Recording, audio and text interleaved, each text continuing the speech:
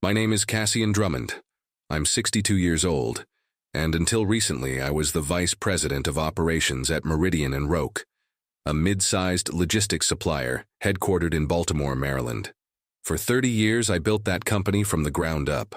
I led their expansion across the East Coast, streamlined their supply chain operations, and kept them profitable even during the 2008 financial crisis and the pandemic disruptions that killed dozens of our competitors. I've always been the analytical type, quiet, methodical, strategic. Nothing happened in our warehouses, distribution centers, or transportation networks without me knowing about it. And more importantly, without me documenting it. That attention to detail wasn't just professional habit. It was survival instinct in a business where one miscalculation could cost millions. The betrayal didn't come during a formal meeting. It came as a casual announcement in our internal company Slack channel on a Tuesday morning in February 2024. Congratulations to our new VP of Operations, Riven Kade. Just like that. No prior conversation, no warning, no explanation. The owner's son had been handed the position I'd been grooming myself for over the past 5 years. If you enjoy stories of cold-blooded revenge and gripping plot twists, like this video and subscribe to the channel now. There are brand new, unreleased stories here every day, each one more intense than the last. I stared at that message for exactly 30 seconds. Then I closed my laptop, walked to the break room, poured myself a cup of coffee, and went back to my desk. My colleagues expected an explosion. They expected anger, maybe even a resignation letter thrown on Graham Cade's desk within the hour. Instead, I did what I always do when faced with a problem. I observed. I analyzed. I waited. Riven Kade was 29 years old with a history of impulsive decisions and scandals that Daddy's money had quietly swept under the rug. A DUI in college that disappeared from court records. A failed crypto startup in Austin that left investors holding worthless tokens. A brief stint at a consulting firm in New York that ended abruptly, officially due to restructuring, but I'd heard whispers about inappropriate conduct with clients. The official justification for his promotion was corporate vision renewal. In plain English, that meant nepotism wrapped in corporate buzzwords. But as I watched Riven settle into his new role over the following weeks, I noticed something that bothered me more than the injustice of being passed over. The patterns didn't add up. Within his first month, Riven began making operational changes that made no sense from a logistics standpoint. He altered established shipping routes that had been optimized over years of testing. He approved new suppliers without proper vetting, companies I'd never heard of with addresses that led to strip mall mailboxes. He prioritized urgent deliveries that lacked complete documentation, claiming they were special contracts his father had personally negotiated. I'd built my career on understanding supply chain efficiency. These weren't the moves of someone trying to improve operations. These were the moves of someone with a hidden agenda. And that's when I realized the betrayal was just the beginning. Something much bigger was happening at Meridian Roake, and I was going to find out exactly what it was. Instead of confronting Riven directly or complaining to HR like everyone expected, I decided to conduct my own investigation. 30 years in logistics had taught me that the most dangerous problems are the ones hiding in plain sight. While my colleagues assumed I'd accepted the corporate decision and moved on, I began documenting everything Riven touched. I started small. I created backup copies of shipping manifests, invoices, and delivery confirmations for every unusual transaction Riven approved. I installed redundant GPS tracking on our fleet vehicles, telling our drivers it was for enhanced security protocols. What I was really doing was mapping every route, every stop, every deviation from standard procedures. The patterns became clearer within weeks.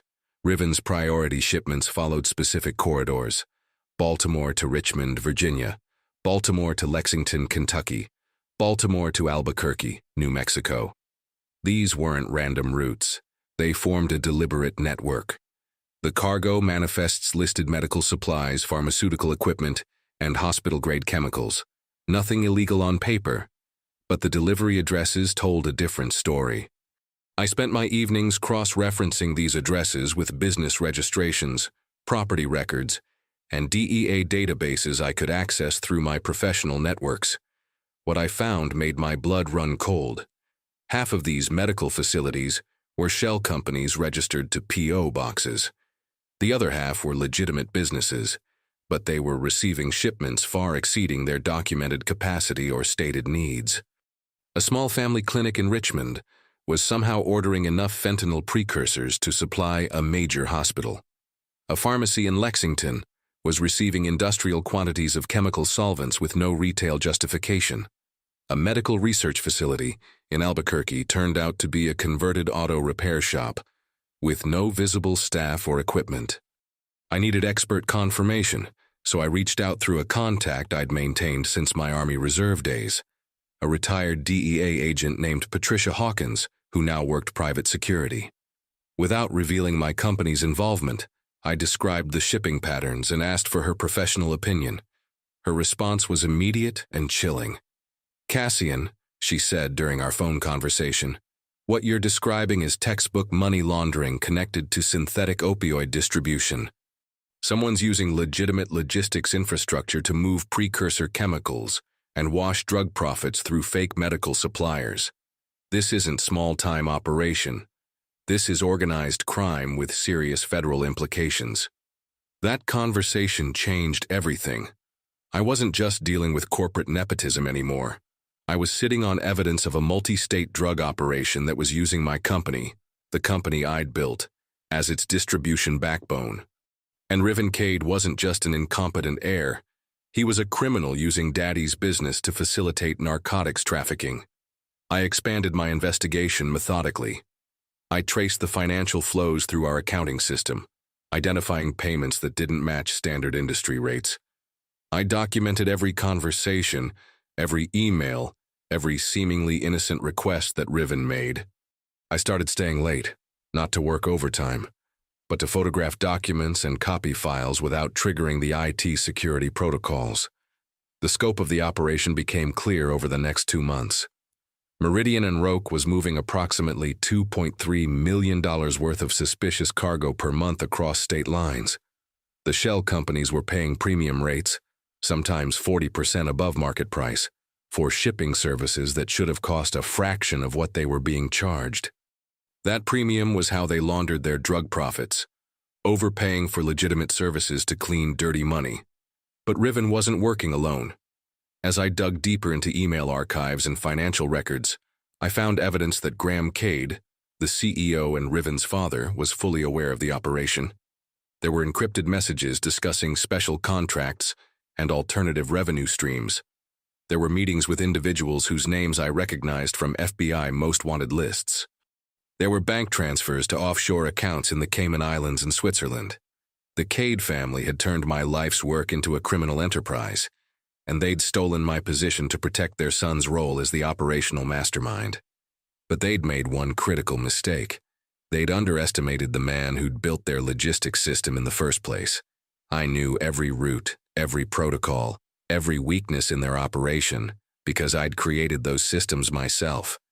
By late June 2024, I had compiled 147 pieces of evidence: financial transactions, shipping records, GPS tracking data, email communications, and photographic documentation.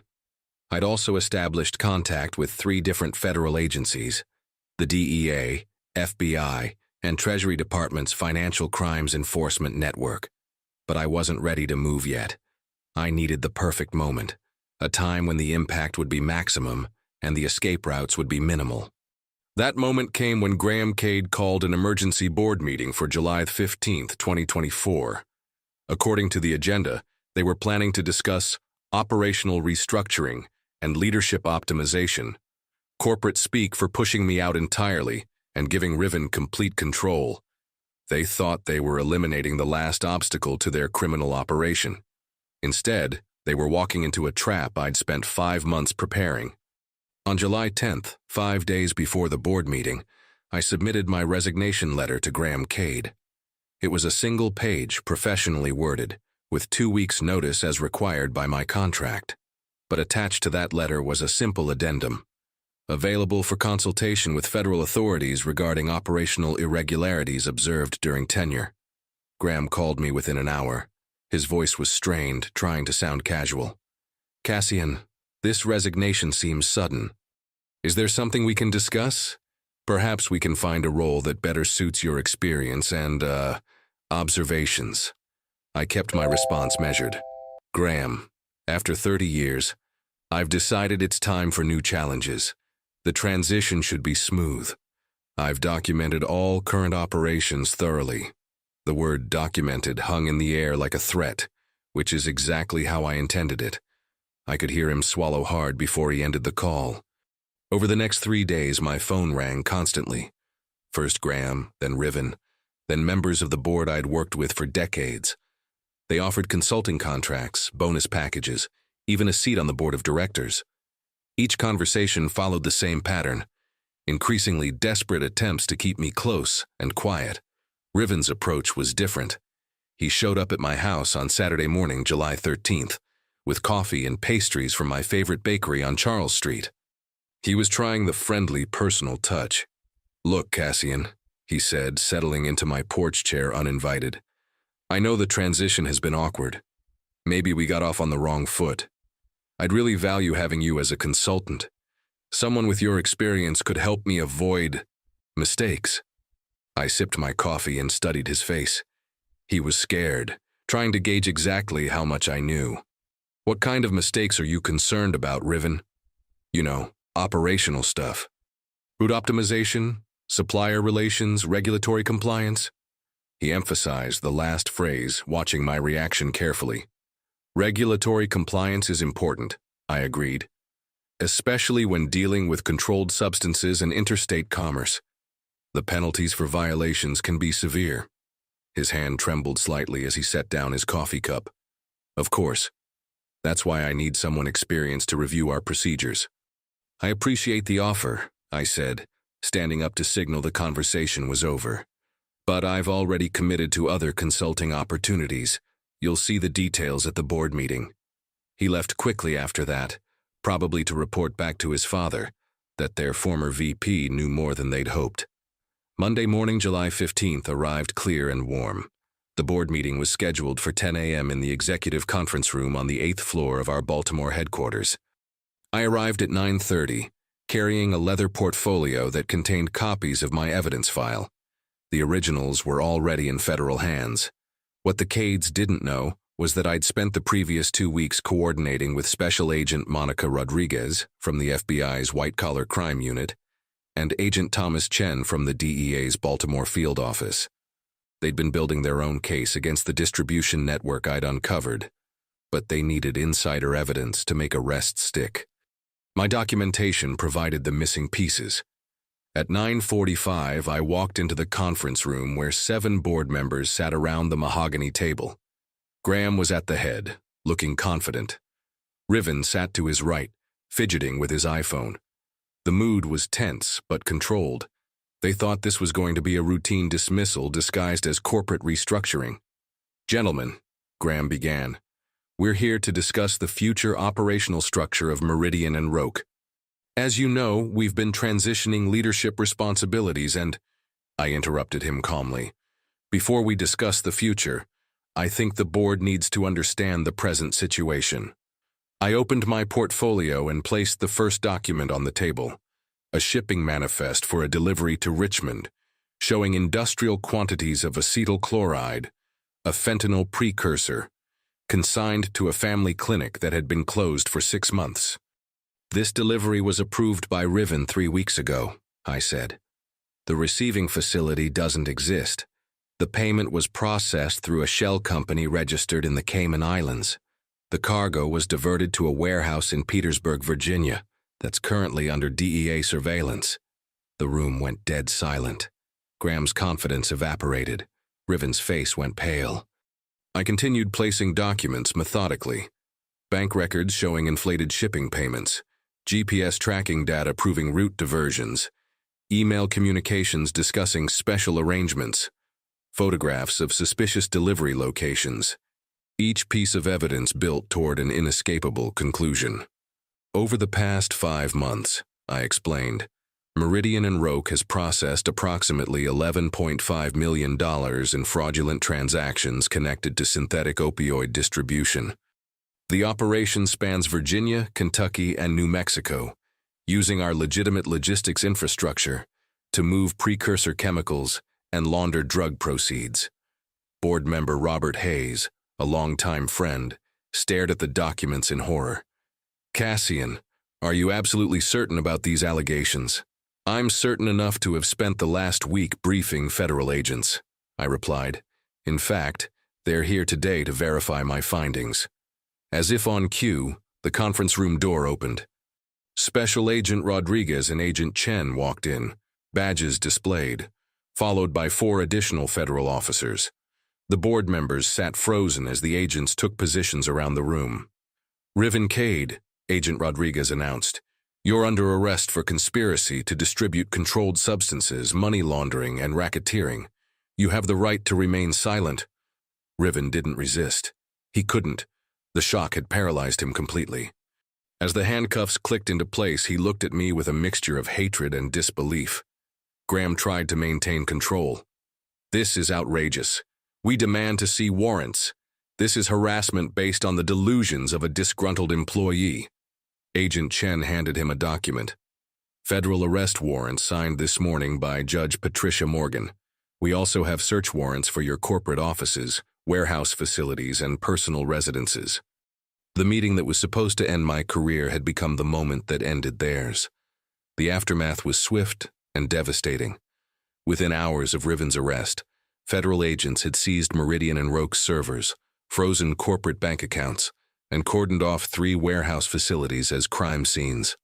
Graham Kade was taken into custody that same afternoon as he tried to board a private jet at Baltimore Washington International Airport, apparently heading for a non-extradition country. The media coverage was immediate and brutal. "Baltimore logistics firm used for multi-million-dollar drug operation" dominated the evening news. "Father-son duo arrested in synthetic opioid conspiracy" made front pages across Maryland. My name appeared in several articles, but only as a longtime company executive who provided crucial evidence to federal investigators. The board meeting that morning had lasted exactly 47 minutes. After the arrests, the remaining board members sat in stunned silence for nearly 10 minutes before Robert Hayes finally spoke. "We need emergency legal counsel and a crisis management firm, now." I gathered my documents, closed my portfolio, and stood to leave. "Gentlemen, you'll find detailed transition notes in my office. The company's legitimate operations are thoroughly documented. I suggest you focus on salvaging what's left of Meridian's reputation." As I reached the door, Hayes called out, "Cassian, we had no idea. You have to believe that." I turned back briefly. "I know, Robert. That's why I documented everything separately. The evidence clearly shows who knew what and when. The innocent have nothing to worry about." Walking out of that building for the last time felt like shedding 30 years of weight I hadn't realized I was carrying. The legal proceedings unfolded exactly as I'd anticipated. Riven's defense attorney tried to paint him as a naive heir manipulated by criminal associates, but the evidence I'd collected told a different story. Email records showed him personally negotiating with drug suppliers, approving fraudulent transactions, and threatening warehouse workers who asked too many questions about unusual shipments. Graham's situation was even worse. As the CEO, he bore ultimate responsibility for the company's operations, and the encrypted communications I'd uncovered proved his active participation in the conspiracy. His lawyers attempted to negotiate a plea bargain, but federal prosecutors had enough evidence to pursue maximum penalties. The trial lasted 6 weeks, concluding in November 2024. I testified for 3 days, walking the jury through the logistics operation I'd built and explaining exactly how the Kades had corrupted it for criminal purposes. The defense tried to attack my credibility, suggesting I'd fabricated evidence out of revenge for being passed over for promotion. "Mr. Drummond," Riven's attorney asked during cross-examination, "isn't it true that you were angry about not receiving the promotion you felt you deserved?" I kept my response simple and factual. "I was disappointed by the decision, yes, but I would have been satisfied with the promotion going to any qualified candidate." What concerned me were the operational irregularities that followed, irregularities that turned out to be criminal activity. So you admit this investigation was motivated by personal grievance? The investigation was motivated by professional responsibility. When you spend 30 years building something, you don't want to see it destroyed by criminal negligence, regardless of who's in charge. The jury deliberated for less than 4 hours, guilty on all counts for both defendants. Riven was sentenced to 14 years in federal prison without possibility of parole for the first 7 years. Graham received 18 years and a $4.2 million fine. The court determined his leadership role and attempts to flee the country warranted the enhanced penalty. Meridian Roake lost 87% of its market value within 6 months.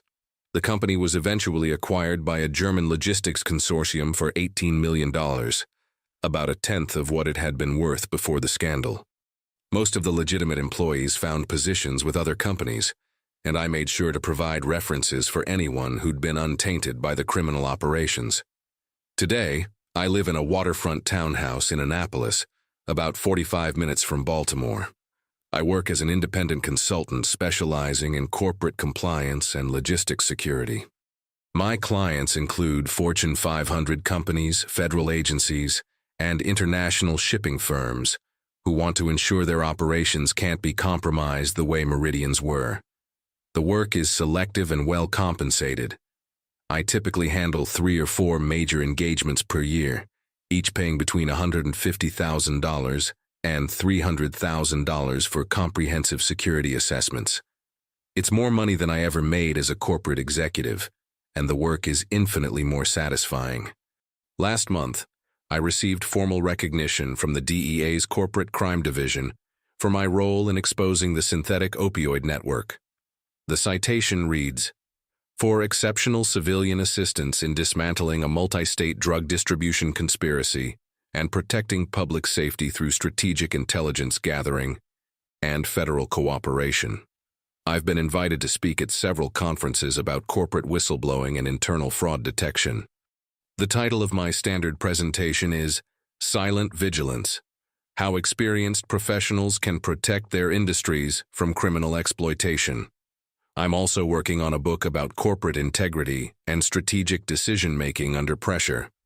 The working title is 30 Years of Documentation, a Logistics Executive's Guide to Building Unshakable Evidence.